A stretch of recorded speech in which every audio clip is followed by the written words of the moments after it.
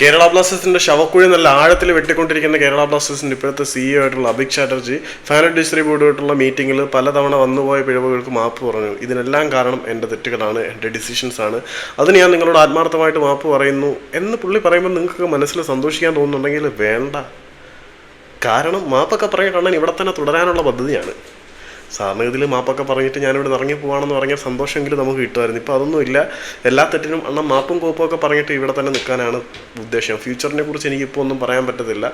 എന്നിരുന്നാൽ പോലും ഇനിയുള്ള കാര്യങ്ങൾ നന്നാക്കാൻ ആത്മാർത്ഥമായിട്ടുള്ള ശ്രമം ഉണ്ടായിരിക്കും എന്ന് പറയുമ്പം അണ്ണൻ തന്നെ നമ്മളെ നന്നാക്കാനാണ് തീരുമാനിച്ചിരിക്കുന്നത്. അണ്ണൻ്റെ നന്നാക്കലുകൊണ്ട് അണ്ണൻ്റെ കുടുംബക്കാർ മൊത്തം ക്ലബിൻ്റെ കീ പൊസിഷൻസിൽ കയറി നന്നായിട്ട് ബാക്കി മൊത്തത്തിൽ തുലയ്ക്കുന്നുണ്ട്. ഈ തുലയ്ക്കൽ ഇപ്പോൾ 1-2 നല്ല സൈനികകൾ വന്നു. ഫാൻ അഡ്വൈസറി ബോർഡുമായിട്ടുള്ള മീറ്റിംഗ് കഴിഞ്ഞു. ഇതൊക്കെ നോക്കുമ്പം ആരാധകരുടെ കണ്ണിൽ പൊടിയിടാനുള്ള സംഗതികളൊക്കെ ആയി. ഒരു വിജയം, ഒരു സമനില, ഇപ്പം സഹതാപവും ബിൽഡ് ചെയ്യാനുള്ള പരിപാടികളും തുടങ്ങിയിട്ടുണ്ട്. മൊത്തത്തിൽ നോക്കുമ്പം ഈ സഹതാപ തരംഗവും നമ്മുടെ ഇമോഷൻസിനെ വിറ്റ് നിന്നതും കൂടാതെ അണയാൻ പോകുന്നതിന് മുമ്പുള്ള ആളിക്കത്തലെന്ന് പറയുന്ന പോലെ മാപ്പൊക്കെ പറഞ്ഞാലും അണ്ണൻ ഇവിടെ തന്നെ കാണും എന്നുള്ളത്, ആ മാപ്പിനും കോപ്പിനും വലിയ കോപ്പിൻ്റെ വില പോലും ഇല്ല എന്നുള്ളതിൻ്റെ തെളിവാണ്.